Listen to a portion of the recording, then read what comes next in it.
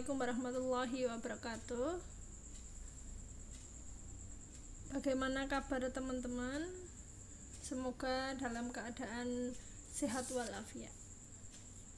Pada kesempatan kali ini saya akan menjelaskan bagian kalimat 1 ya. Kita mulai pertemuan ini sudah membahas mengenai kalimat ya. Kita mulai dari yang paling kecil, yaitu kelas atau jenis kata. Jadi kalimat itu terdiri dari beberapa kata ya. Kita mulai dari kata terlebih dahulu. Kelas kata. Jadi istilah mulai kita membahas kalimat ini, kita mulai mempelajari atau berkenalan dengan istilah bahasa ya, atau bisa juga disebut dengan istilah linguistik ya, kebahasaan ya. Kita mulai dari yang paling awal, yaitu kelas kata ya. Istilah bahasanya itu kelas kata. Kalau dijadikan bahasa umum menjadi jenis kata. Apa itu kata? Kata adalah golongan kata dalam suatu bahasa berdasarkan kategori bentuk, fungsi, makna dalam sistem gramatikal. Nah, fungsi dari kata ada beberapa. Yang pertama adalah melambangkan pikiran atau gagasan yang abstrak menjadi konkret ya. Dengan kata itu kita bisa melambangkan pikiran atau gagasan kita. Yang kedua adalah membentuk bermacam-macam struktur kalimat. Dengan kata kita bisa membuat kalimat ya. Yang ketiga adalah memperjelas makna gagasan kalimat ya, dengan kata itu ya. Yang keempat, membentuk satuan makna sebuah frasa, klausa, dan kalimat. Jadi kita bisa membuat kalimat. Kita bisa membuat kalimat itu harus menggunakan kata ya. Yang kelima adalah membentuk gaya pengungkapan sehingga menghasilkan karangan yang bisa dipahami dan dinikmati orang lain. Yang keenam adalah mengungkapkan berbagai macam jenis ekspresi. Yang ketujuh adalah mengungkapkan berbagai jenis sikap. Nah, itu ada 7 fungsi kata. Nah, di Indonesia itu memiliki ada 11 ya, 1, 2, 3, 13 jenis kata ya. Yang pertama ini yang ditulis di sini adalah istilah bahasanya ya, istilah bahasa atau istilah linguistik. Yang pertama adalah verba ya, istilah bahasanya verba. Kalau dalam bahasa Indonesia namanya kata kerja. Yang kedua adalah adjektiva ya, atau kata sifat. Yang ketiga adalah nomina, kata benda. Yang keempat adalah pronomina,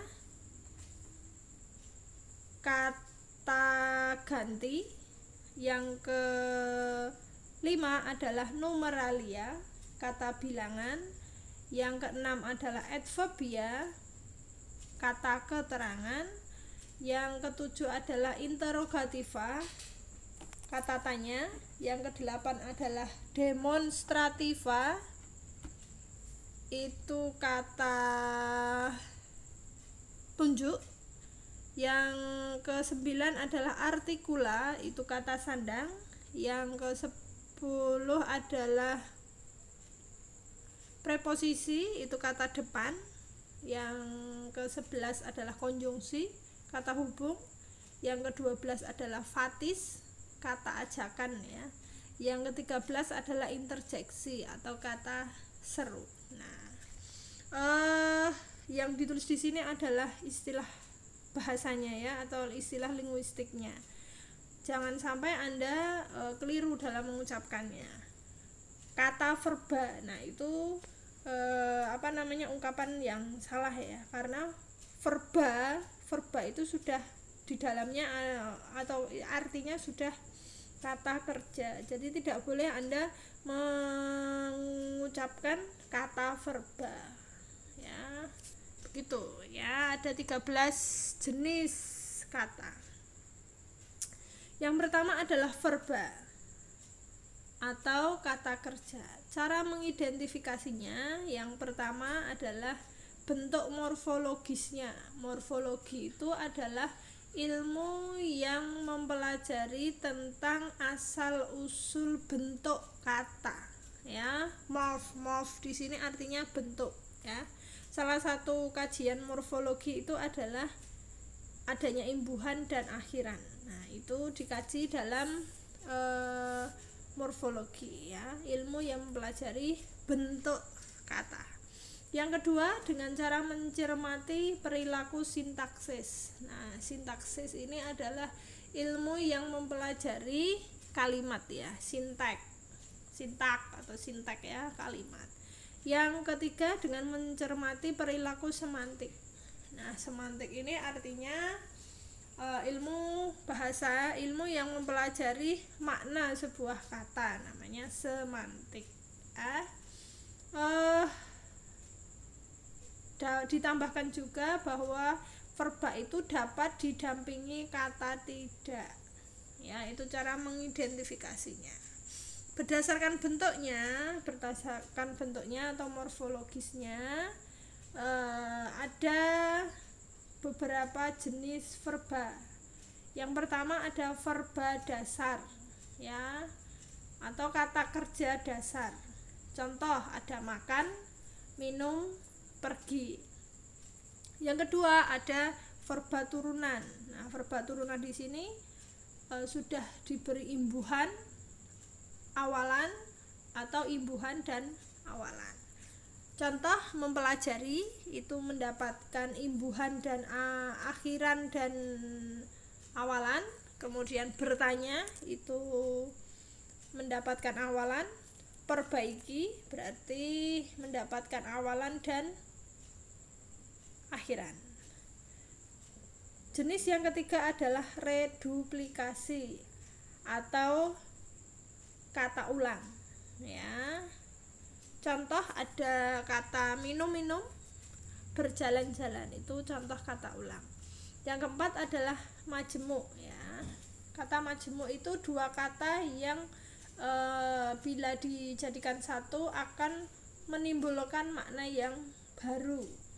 Contoh cuci mata, naik haji. Berikutnya berdasarkan perilaku sintaksisnya atau fungsinya ya, ada beberapa jenis kata kerja. Yang pertama, kata kerja yang menduduki fungsi subjek. Berolahraga menyehatkan badan. Kata kerjanya adalah berolahraga. Fungsinya sebagai subjek. Yang kedua, kata kerja yang menduduki fungsi objek. Contoh, ia mengajari membaca. Membaca di sini termasuk kata kerja dan berfungsi sebagai objek. Yang ketiga adalah kata kerja menduduki fungsi pelengkap ya, menjadi pelengkap. Contoh, ia merasa bersalah. Di sini ada kata kerja ya, bersalah, yang menduduki fungsi pelengkap. Yang keempat adalah verba atau kata kerja yang menduduki fungsi keterangan. Terdapat pada contoh kalimat ia pergi berekreasi. Berekreasi ini merupakan kata kerja yang fungsinya menjadi kata keterangan. Berdasarkan banyaknya pembuktian atau argumentasi ya, ada kata kerja transitif. Kata kerja transitif itu yang disertai objek. Ada 3 jenis ya. Yang pertama adalah monotransitif. Mono itu satu ya, berarti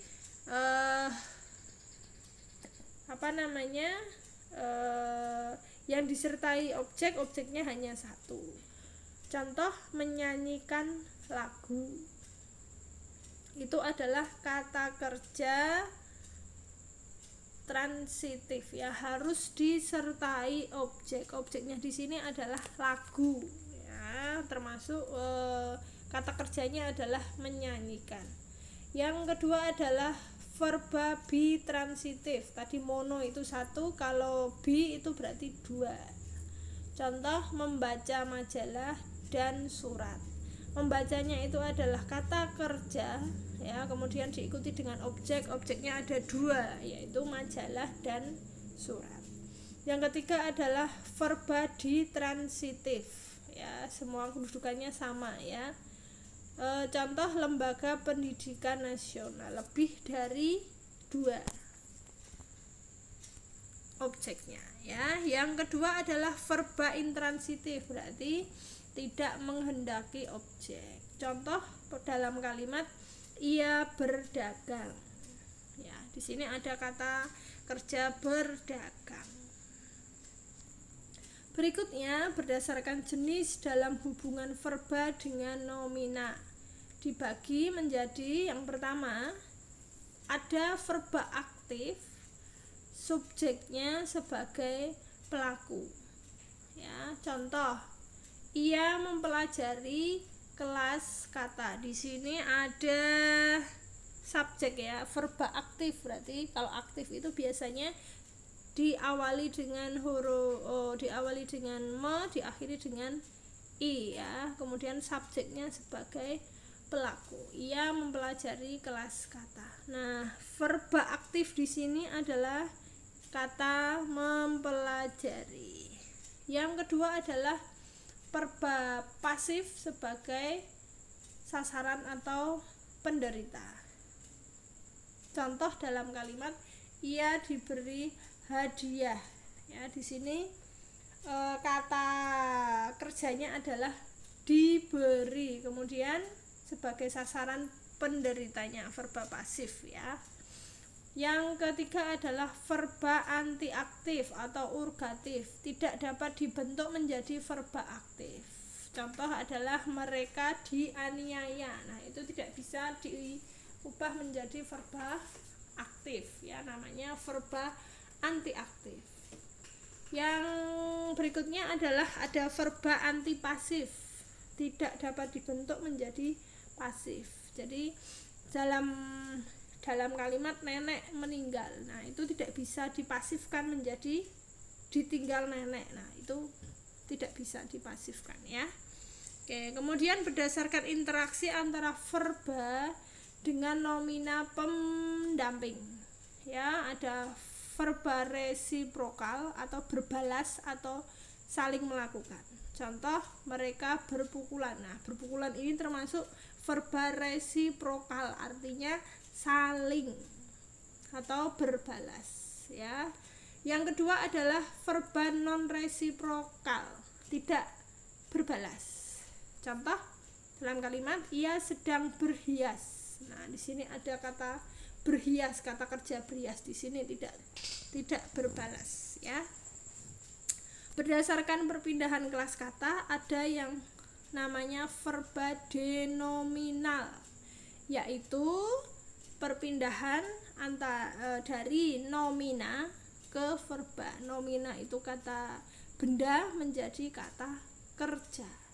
Contoh berbudaya itu berasal dari kata dasar budaya yang termasuk kata benda, kemudian berubah menjadi kata kerja, berbudaya. Mencangkul juga sama, berasal dari kata cangkul yang merupakan kata benda, berubah menjadi kata kerja menjadi mencangkul. Jenis yang kedua adalah verba deadjektiva, berubah dari kata sifat menjadi kata benda. Cinta ya, cinta itu kata sifat, kemudian berubah menjadi kata kerja menjadi mencintai, itu namanya adalah verba deadjektiva. Demikian halnya dengan kata menghina ya, hina itu berasal dari kata sifat, kemudian berubah menjadi kata kerja menjadi menghina. Jenis yang ketiga adalah verba de adverbial. Berarti dari kata keterangan ya menjadi kata kerja.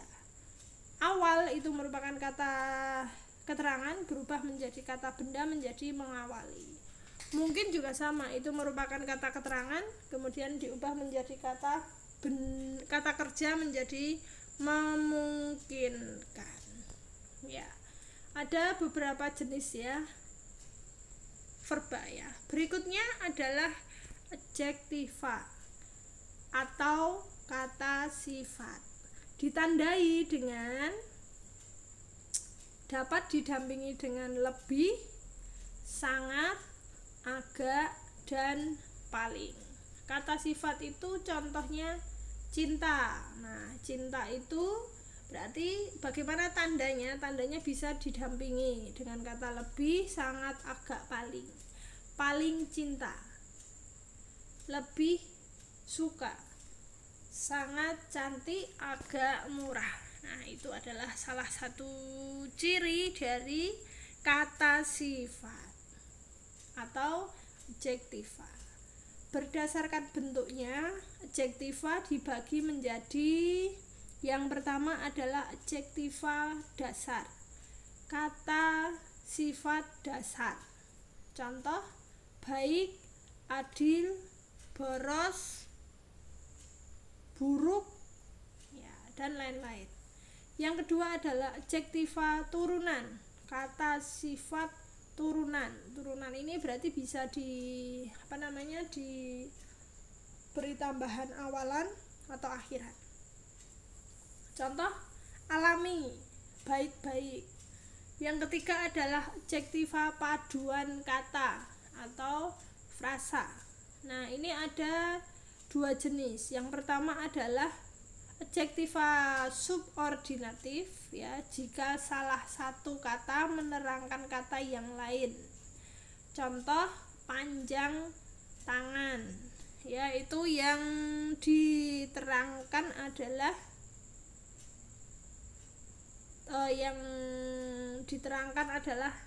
tangannya ya, tangannya panjang. Murah hati, yang diterangkan adalah hatinya murah gitu ya. Itu yang subordinatif. Kemudian yang koordinatif, setiap kata tidak saling menerangkan ya, gemuk, sehat, cantik, jelita. Itu untuk kata sifat atau adjektiva ya, ada dasar, turunan, paduan kata atau frasa. Berikutnya adalah jenis kata yang ketiga adalah nomina. Istilah bahasanya nomina. Nah, bahasa mudahnya adalah kata benda. Bisa disebut dengan kata benda ditandai dengan yang pertama, tidak dapat dihubungkan dengan kata tidak. Tidak kursi, nah itu salah ya, tetapi dapat dinegatifkan dengan kata bukan ya, bukan kursi, nah gitu ya. Kemudian yang kedua adalah diawali dengan kata dari. Yang ketiga biasanya berkedudukan sebagai subjek dan objek. Kata benda ini berdasarkan bentuknya ada dua jenis. Yang pertama adalah kata benda dasar, burung, rumah, orang. Kemudian ada kata benda turunan, ke, ada per, pe, peng, kemudian akhiran an. Kemudian konvek peng-an, ada konvek per-an, ada konvek ke-an.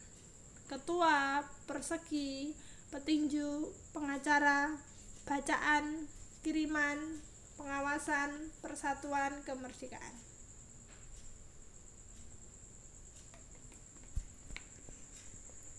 Berdasarkan subkategori ada kata benda bernyawa, sapi, manusia. Ada kata benda terbilang, tidak 3 ekor kuda. Nah, 3 ekor kuda itu adalah kata benda terbilang. Kemudian ada kata benda tak terbilang, ada awan, langit, bintang, dan lain-lain.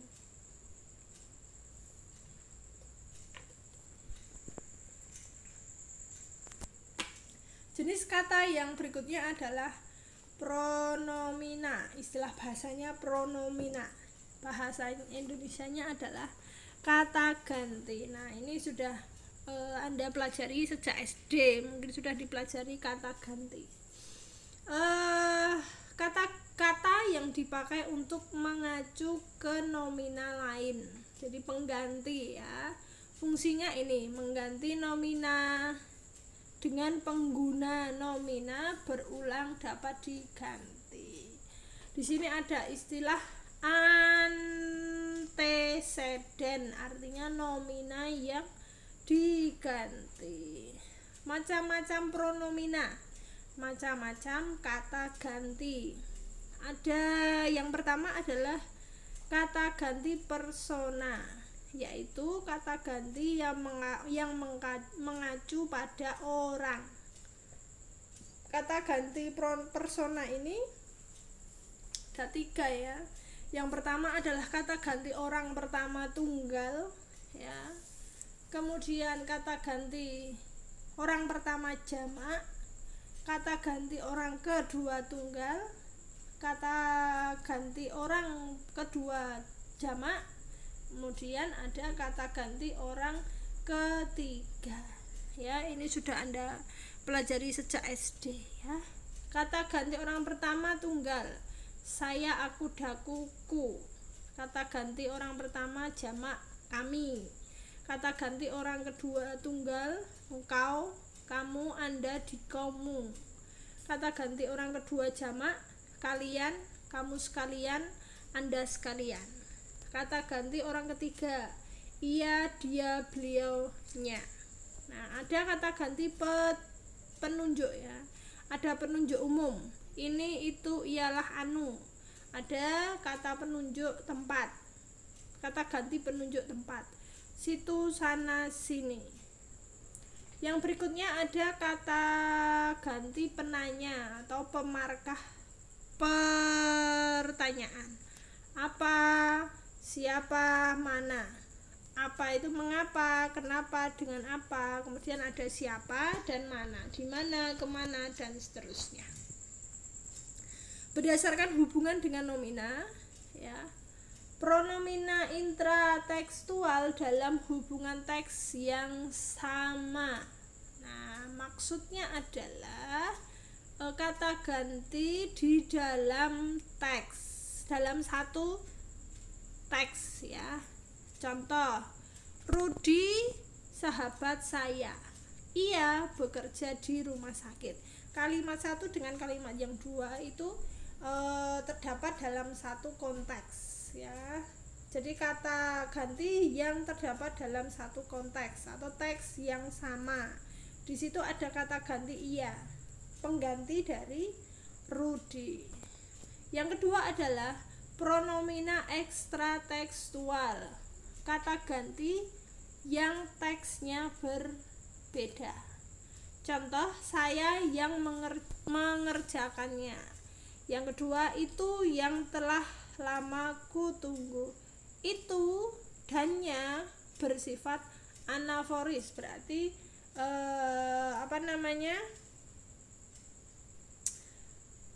teksnya berbeda ya. Hubungan dalam kata gantinya itu tidak dalam satu teks, jadi teks berbeda. Berdasarkan referensinya, kata ganti itu dibagi menjadi 2, yaitu kata ganti takrif ya, pemberitahuan, pernyataan, penentuan, batasan yang mengacu kepada persona formal tertentu. Ayah sangat baik, beliau selalu berbagi. Nah, ini maksudnya di sini adalah kata ganti beliau. Kenapa kata gantinya bukan ia, dia, dan sebagainya? Karena untuk bentuk penghormatan ya kepada orang yang lebih dihormati atau yang lebih tua, atau sesuatu yang menyebabkan kata gantinya itu beliau. Yang kedua adalah pronomina takrif ya, tidak mengacu kepada bentuk persona atau benda tertentu. Segenap gedung itu ya, segenap gedung itu, jadi tidak tidak menunjukkan apa gitu ya, tapi segenap gedung itu ya, semuanya yang ada di gedung itu ya, itu adalah contoh pronomina takrif, tidak mengacu kepada bentuk persona atau benda tertentu. Jenis kata berikutnya adalah numeralia atau kata bilangan. Nah, ini ada beberapa jenis. Yang pertama adalah numeralia pokok, kata bilangan pokok, atau istilahnya adalah kardinal, menjawab pertanyaan berapa. Numeralia pokok ini ada numeralia pokok tentu, berarti jelas ya, tentu 100, 3, 4 dan seterusnya.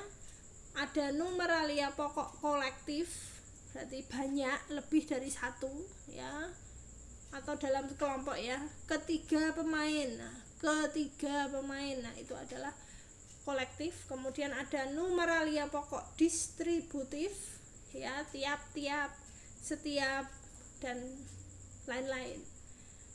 Kemudian ada numeralia pokok tak tentu, contoh berbagai, segenap.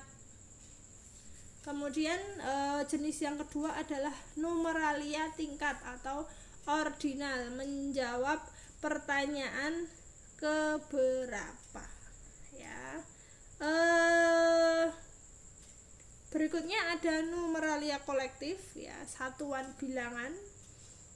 Kemudian ada numeralia pokok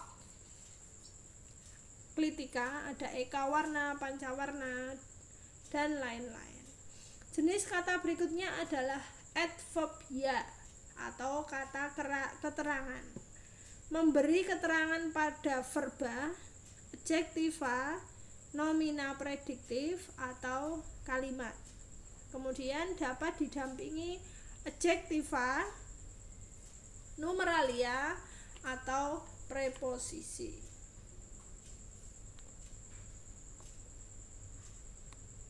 Berdasarkan bentuknya ada monomorfemis, berarti bentuk tunggal. Contoh sangat, hanya, lebih, segera, agak, akan ya, itu adalah contoh kata keterangan tunggal ya, bentuknya tunggal atau monomorfomis ya, mono itu satu ya, jadi bentuknya tunggal. Yang kedua adalah pilomorfomis, bentuknya jamak. Contoh belum tentu, mula-mula, jangan-jangan.